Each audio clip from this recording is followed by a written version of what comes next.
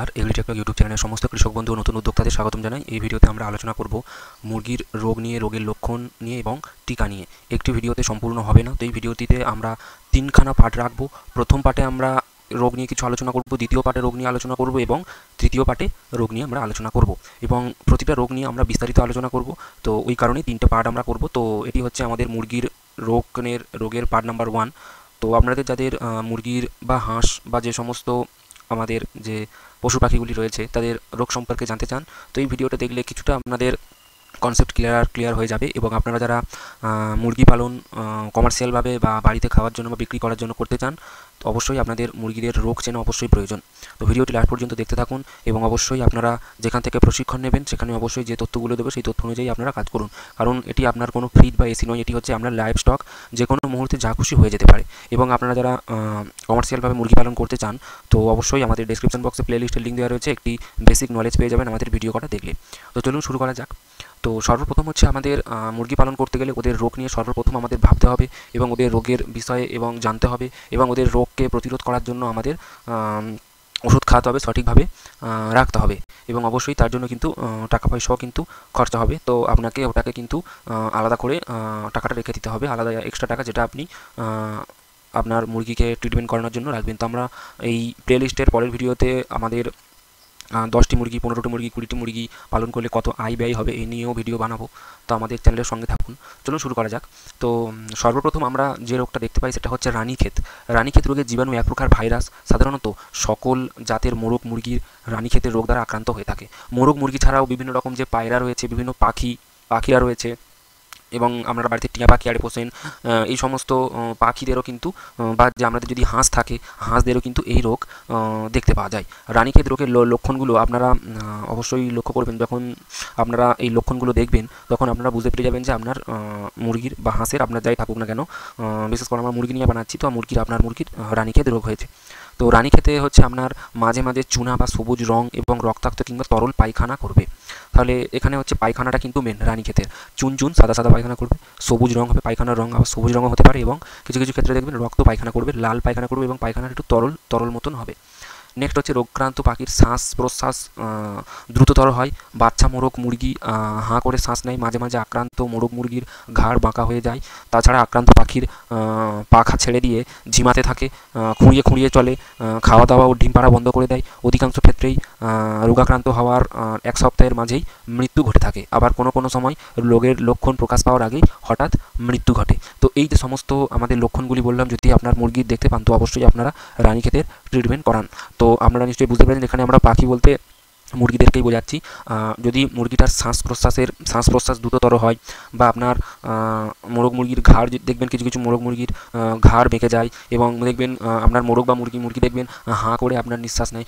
যেমন আপনাদের নাক সর্দি কাশি হলে আপনারা গাল থেকে নিঃশ্বাস নেন, তেমন আপনাদের দেখবেন মুরগি হাঁ করে নিঃশ্বাস নেয়। তারপরে ঘাড় বেঁকে যায় কিছু মুরগির, এবং আবার কিছু দেখবেন আবার আপনার মুরগি একটু ঝিমোতে থাকে। এমনি যদি কোনো মুরগির শরীর সঠিকভাবে ঠিকঠাক থাকে সেই মুরগি চলাফেরা করবে, খাবে, কিন্তু রোগ হলে দেখবেন ঝিমিয়ে থাকে, এক জায়গায় বসে থাকে, মাথাটা নিচু করে থাকে বা খুঁড়িয়ে দেখবেন চলাফেরা করবে, খাওয়া দাওয়া সঠিকভাবে করবে না, বন্ধ করে দেবে, ডিম পাড়া বন্ধ করে দেবে। তো এই সমস্ত কিছু দেখলে আপনি বুঝতে পেরে যাবেন যে রানীক্ষেত হয়েছে। সবথেকে বড় হচ্ছে পায়খানা যদি ওই রকম সবুজ রং রক্তাক্ত হয়ে থাকে তাহলে আপনার রানীক্ষেত হয়েছে, আপনাকে ভেটেরিনারি ডাক্তার দেখাতে হবে। এবং এই রোগটা হওয়ার 1 সপ্তাহ বা 1.5 সপ্তাহ পর কিন্তু মুরগিটার মৃত্যু ঘটে থাকে এবং অবশ্যই রোগের লক্ষণ পাওয়ার আগেই কিন্তু আবার হঠাৎ মৃত্যু হয়ে যায় কিছু ক্ষেত্রে। তো রানীক্ষেত যখনই আপনারা দেখতে পাবেন লক্ষণ, তখনই আপনারা অবশ্যই ওষুধ দেওয়ার চেষ্টা করুন বা আপনার যে ভেটেরিনারি ডাক্তার রয়েছে সেই ডাক্তারকে দেখানোর চেষ্টা করুন। তো আপনারা নিশ্চয়ই বুঝতে পারলেন। নেক্সট হচ্ছে আমাদের এখানে মুরগির বসন্ত রোগের জীবাণু এক প্রকার ভাইরাস। অনেক সময় রোগের লক্ষণ ও বৈশিষ্ট্যের উপর ভিত্তি করে মুরগির বসন্ত রোগকে কন্টানজিয়াস ইপিওথেলিওমা ও এভিয়ান ডিপথেরিয়াও বলা হয়ে থাকে, যেগুলো ভেটেরিনারি ডাক্তার বা যারা পশু নিয়ে পড়াশোনা করেন তারা এই সমস্ত নামগুলি দিয়েছেন। তো সাধারণত মুরগি, কবুতর বা বিভিন্ন রকম পশু পাখির এই রোগ জীবাণু আক্রান্ত হয়ে থাকেন। যাদের বাড়িতে টিয়া পাখি বা যারা পাখি পোষেন, চড়ুই ফড়ি পাখি দেখবেন পুষে থাকেন বা ময়ূরের, তো এই রোগে আক্রান্ত হয়ে দেখা যায় যে কোনো বয়সে মোরগ মুরগির বসন্ত রোগ দ্বারা আক্রান্ত হতে পারে। তো বসন্ত রোগের আপনার পাখির পালকবিহীন স্থানে লক্ষণ প্রকাশ পায়। যে সমস্ত জায়গায় দেখবেন পালক নেই সেই সমস্ত জায়গায় দেখবেন এই রোগের লক্ষণ আপনারা দেখতে পাবেন। বিশেষত এই রোগের মাথায় বিভিন্ন জায়গায় যেমন কুটি, লতি, মুখের কণায়, চোখের পাতায় এবং মাঝে মাঝে পায়ে ছোট ছোট আঁচিলের মতন গুটি দেখা যায়।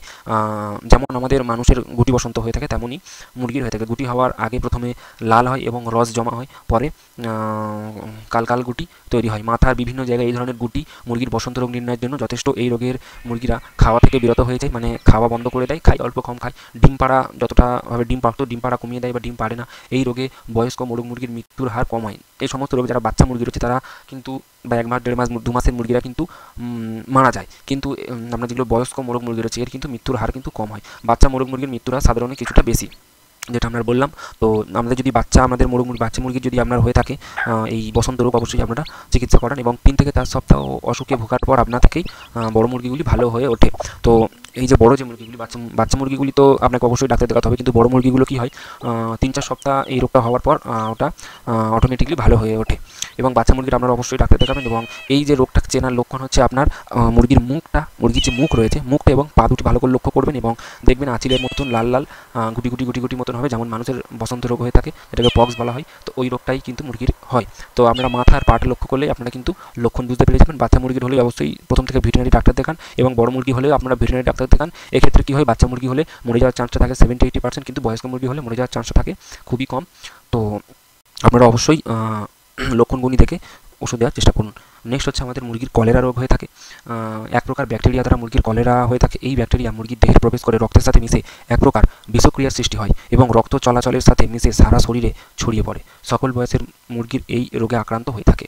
তো আপনারা নিশ্চয়ই বুঝতে পারলেন, এই ব্যাকটেরিয়াটি মুরগির দেহে প্রবেশ করে রক্তের সাথে মিশে যায়, মিশে এক প্রকার বিষক্রিয়ার সৃষ্টি হয় এবং রক্ত চলাচলের সাথে মিশে সারা শরীরে ছড়িয়ে পড়ে এবং সকল বয়সের মুরগির ক্ষেত্রে কিন্তু এই রোগ আক্রান্ত হয়ে থাকে। আক্রান্ত মুরগির মল দ্বারা মুরগির খাদ্য ও পানি দূষিত হয়।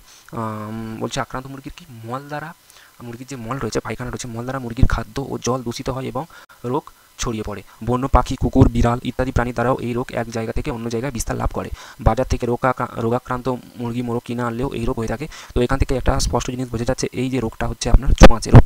তো আপনারা অবশ্যই যে বাসস্থানটা করবেন একটা ছোটো সেট করে করবেন। ধরুন আপনি 100 মুরগি পুষে রেখেছেন, আপনি 20টা করে সেট করার চেষ্টা করবেন এবং যে সমস্ত মুরগির আপনারা প্রথম লক্ষণ দেখতে পাবেন যে ওর কলেরা হয়েছে, আপনারা অবশ্যই ওই মুরগিকে সঙ্গে সঙ্গে আলাদা করে দেবেন। যদি আপনার 100 মুরগি এক জায়গায় রেখে দেন এবং যদি আপনার দেখলেন 6-7টা মুরগির হয়েছে, ধরুন 6-7টা মুরগি হয়েছে, 6-7টা মুরগির সঙ্গে সঙ্গে আপনারা আলাদা করে নেবেন, নাহলে কিন্তু ওই রোগ ছড়িয়ে পড়বে। তো অবশ্যই এই জিনিসটা কিন্তু আপনাদেরকে মাথায় রাখতে হবে। এই রোগে আক্রান্ত হওয়ার পর মুরগি খেতে চায় না, পালকগুলো খসখসে হয়ে যায়, চেহারা অবসন্ন নেমে আসে, আপনার ওয়েট কমে যায়, রক্ত শূন্য মনে হয় যেন মুরগির গায়ে রক্ত নেই এবং মুরগির পিপাসা বেড়ে যায়, মুরগি বেশি বেশি জল খাবে। পায়খানার রং সবুজ ও সাদা ফেনাযুক্ত মনে হয়, যেন সবুজ ফেনা হয় না যেমন গাঁজা গাঁজা, ওরকম সবুজ সাদা সাদা রঙের ফেনাযুক্ত পায়খানা করবে। চলাফেরা করার ক্ষমতা হারিয়ে যাবে, মুরগি যে চলাফেরা করবে খাবে সেটা ক্ষমতাটাই হারিয়ে ফেলবে, এক জায়গায় দাঁড়িয়ে ঝিমাতে থাকে, অল্প সময়ের মধ্যেই কিন্তু মারা যায়। তো এই জিনিসগুলি আপনাদের কিন্তু মাথায় রাখতে হবে যদি কলেরা রোগ হয়ে থাকে। তো আপনারা নিশ্চয়ই বুঝতে পারলেন। আরও একবার আমি বলে দিতে চাই, মুরগি খেতে চাইবে না, পালকগুলো খসখসে হয়ে যাবে, চেহারা আপনার অবসন্ন হয়ে যাবে, ওয়েট কমে যাবে, রক্তশূন্য মনে হবে, বেশি বেশি জল খাবে, পায়খানার রং সবুজ সাদা এবং ফেনাযুক্ত হবে, চলাফেরা করার ক্ষমতা হারিয়ে যাবে এবং এক জায়গায় দাঁড়িয়ে ঝিমাতে থাকে এবং অল্প সময়ে কিন্তু মারা যায়। এবং আক্রান্ত মুরগির মল দ্বারা, যে ধরুন আপনার একটা মুরগি আক্রান্ত হয়েছে, সেই মুরগির পায়খানা যেখানে পায়খানা করবে বা সে যে খাদ্য খাবে, সে যে জল খাবে, সেইখান থেকেই কিন্তু রোগটা ছড়াবে। এবং আপনি ধরুন আপনার কাছে ধরুন 50 পিস মুরগি রয়েছে, আপনি কোনো এক জায়গা থেকে আরও 20 পিস মুরগি এনে রেখেছেন এবং সেই 20 পিসের মধ্যেই দেখবেন আপনার 10 পিস রয়েছে তাদের কলেরা রোগ হয়েছিল, আপনি বুঝতে পারেন নিয়ে চলে এসেছেন এবং ওই 70 আপনার কত হলো 70 পিসের সঙ্গে আপনার রাখবেন, আপনার 10 পিস মানে আপনার কত হচ্ছে 20 পিস এনেছেন, মানে আপনি 60 পিস মুরগির সঙ্গে রাখবেন, আপনার সমস্ত মুরগি কলেরা হয়ে গিয়ে মরে গিয়ে আপনার কিন্তু বড় ধরনের লস হতে পারে। তো অবশ্যই যখন মুরগি কিনে আনবেন যাচাই করে কিনে আনবেন এবং এই লক্ষণগুলো অবশ্যই আমরা মুরগিগুলোকে চেক করবেন, যদি এই লক্ষণ দেখতে পান তাহলে মুরগি নেবেন না, আর যদি ফ্রেশ পরিষ্কার মুরগি দেখতে পান তাহলে অবশ্যই ওই মুরগি আমরা কিনে আনবেন। তো মুরগির কলেরার ব্যাপারে আপনারা অবশ্যই জানতে পারলেন, এটি একটি কিন্তু ছোঁয়াচে রোগ, এই ব্যাপারটাকে কিন্তু আপনাদেরকে মাথায় রাখতে হবে। নেক্সট হচ্ছে আমাদের রক্ত আমাশয় বা ককসিডিওসিস। এই রোগ ইমেরিয়া নামক এক প্রকার পরজীবী দ্বারা হয়ে থাকে। মোরগ মুরগির অস্ত্রের মধ্যে এই রোগ বিস্তার লাভ করে এবং হজম করার শক্তি ধীরে ধীরে নষ্ট করে দেয়। এই রোগ মুরগির মলের সাহায্যে বিস্তার লাভ করে এবং এই রোগের পরজীবী মুরগির অস্ত্রে প্রচুর ডিম দিয়ে থাকে 1 চামচ মলে প্রায় 70 লক্ষ ডিম থাকতে পারে। রোগাক্রান্ত মুরগির মল ভেজা মাটিতে পড়লে এই রোগের ডিম দীর্ঘ সময় জীবন্ত থাকে ও কোনো রকমে অন্য কোনো সুস্থ মুরগির পেটে খাবারের সাথে প্রবেশ করতে পারলে পুনরায় রোগ বিস্তার শুরু করতে পারে। এই রোগে আক্রান্ত হলে ঝিমোতে থাকে, চোখ বন্ধ করে রাখে ও গায়ের পালক ঝুলে পড়ে, পায়খানার সাথে রক্ত মিশানো আম পড়তে থাকে, খাবার খেতে চায় না এবং খাদ্য হজম না হওয়ায় খাদ্যথলি পূর্ণ থাকে। তো এই সমস্ত কিছু হয়ে থাকে রক্ত আমাশয় বা কক্সিডিওসিস, আপনারা নিশ্চয়ই বুঝতে পারলেন। নেক্সট হচ্ছে আমাদের ইনফেকশাস ব্রঙ্কাইটিস। এই রোগের জীবাণু এক প্রকার ভাইরাস। এই রোগ সংক্রামক ও মারাত্মক, ছোঁয়াচে প্রকৃতির। সাধারণত শ্বাসযন্ত্র এই রোগে আক্রান্ত হয়। একটু বয়স্ক মুরগির এই রোগ দেখা দেয়, তবে সকল জাতের মোরগ মুরগির এই রোগে আক্রান্ত হয়ে থাকে। বছরের সবসময় এই রোগটা কিন্তু হয়ে থাকে, যেটা হচ্ছে ইনফেকশাস ব্রঙ্কাইটিস। এই রোগের জীবাণু দ্বারা শ্বাসযন্ত্র আক্রান্ত হওয়ার ফলে নানা ধরনের লক্ষণ দেখা যায়। এই রোগের জীবাণু শ্বাসযন্ত্রে আক্রান্ত করে, যেমন ঘন ঘন শ্বাস প্রশ্বাস ফেলা, কফ, হাঁচি, নাক দিয়ে রক্ত মিশ্রিত স্নেসটা পড়া, হাঁ করে নিঃশ্বাস নেয় এবং ঠোঁট দিয়ে পানি পড়ে। রক্ত মিশ্রিত কফ ট্রাকিয়া ও লারিংসের পথ বন্ধ করায় শ্বাস প্রশ্বাসের কষ্ট হয়। সেই কারণে মাঝে মাঝে আক্রান্ত পাখিকে প্রচণ্ড জোরে মাথা ঝাঁকানোর সাথে সাথে গড়গড় বা ফিসফিস করে শব্দ করতে দেখা যায়। তো এটি আপনাদের সঙ্গে আরও একবার আমরা আলোচনা করতে চাই। একটু বয়স্ক মুরগির এই রোগটা দেখা দেয়। সকল জাতের মুরগিরই এই রোগে আক্রান্ত হয়ে থাকেন। বছরের সবসময় কিন্তু এই রোগটা হয়ে থাকে। রোগের জীবাণু দ্বারা শ্বাসযন্ত্র আক্রান্ত হওয়ার ফলে নানা ধরনের লক্ষণ দেখা যায়। এটা কিন্তু শ্বাসযন্ত্রে আক্রান্ত হয়, ঘন ঘন শ্বাস প্রশ্বাস ফেলতে থাকে আপনার মুরগি, কফ এবং হাঁচি হয়ে থাকে, নাক দিয়ে রক্ত মিশ্রিত শেষনা পড়ে, হাঁ করে নিঃশ্বাস নেয় এবং ঠোঁট দিয়ে জল পড়ে।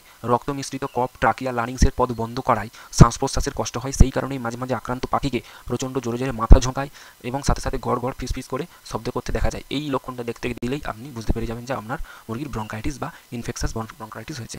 নেক্সট হচ্ছে আমাদের গাম্বোরা রোগ। গাম্বোরা রোগটা আমাদের সবার পরিচিত। গাম্বোরা আর আমাদের এই রানীক্ষেত, এই রোগটা কিন্তু, এই দুটো রোগ কিন্তু আমাদের সবার পরিচিত। গাম্বোরা আর রানীক্ষেত, এটা নিয়ে কিন্তু প্রচুর আলোচনা করা হয়। তো গাম্বোরা রোগকে ইনফেক্স বার্সাল ডিজিজও বলা হয়। সাধারণত 3 থেকে 8 সপ্তাহ বয়সের মুরগির এই রোগে আক্রান্ত হয়ে থাকে। 3 থেকে 8 সপ্তাহ বয়সের মুরগির এই রোগ আক্রান্ত হয়ে থাকে। আক্রান্ত মুরগির কুচকানো পালক, অবসন্নতা, ময়লাযুক্ত পায়ুস্থান, উচ্চ তাপমাত্রা এবং কাঁপুনি ও পানির মতন ডায়রিয়া এই রোগের প্রধান লক্ষণ। তাহলে এটা কি হচ্ছে, 3 থেকে 8 সপ্তাহ বয়সে এই মুরগির এই রোগটা হয়ে থাকে। আক্রান্ত মুরগির কি হচ্ছে, কুচকানো পালকগুলি কুঁচকে যাবে, অবসন্নতা হবে, ময়লাযুক্ত পায়ুস্থলী, যেখান থেকে মুরগি পায়খানা করে সেই জায়গাটা ময়লা হয়ে থাকবে, নোংরা হয়ে থাকবে।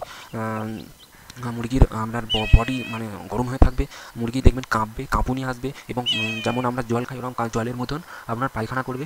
এটা হচ্ছে আপনার গাম্বোরা রোগের লক্ষণ। এই রোগের ভ্যাকসিন ও অ্যান্টিওডেন্ট লাইভ আকারে পাওয়া যায়। প্যারেন্ট মুরগির টিকা প্রদান করতে হয়, বয়স্ক প্যারেন্ট মুরগির কিন্তু ভ্যাকসিন প্রদান করতে হয়। তো আপনারা নিশ্চয়ই এই কয়েকটা রোগের কথা আমরা বললাম, আপনারা নিশ্চয়ই বুঝতে পেরেছেন। নেক্সট ভিডিওতে বা পার্ট 2তে আমরা রোগের কারণ এবং রোগ বিস্তারের প্রক্রিয়া এবং খামারের জৈব নিরাপত্তা এবং তার সঙ্গে আমরা টিকাদানের কর্মসূচি, এই সমস্ত কিছু আমরা পার্ট করে নেক্সট ভিডিওগুলিতে জানতে থাকবো। তো ভিডিওটি কেমন লাগলো অবশ্যই কমেন্টে জানাতে ভুলবেন না। ভালো লাগলে লাইক করবেন এবং আপনারা যারা কমার্শিয়ালভাবে মুরগি পালন করতে চান এবং একটি নলেজ নিতে চান বেসিক, তো আমাদের এই প্লেলিস্টটাকে দেখতে পারেন। এবং আপনারা যারা ছাগল ও গরু পালন করতে চান কমার্শিয়ালভাবে এবং একটি বেসিক নলেজ নিতে চান, তো অবশ্যই ডেসক্রিপশন বক্সে আই কার্ড ইন স্ক্রিনে আমরা ছাগল পালন ও গরু পালনের প্লেলিস্টের লিঙ্ক দিয়ে দেবো, আপনারা ভিডিওগুলি ওয়াচ করতে পারেন। দেখা হবে নতুন কোনো একটি ভিডিওতে। ধন্যবাদ।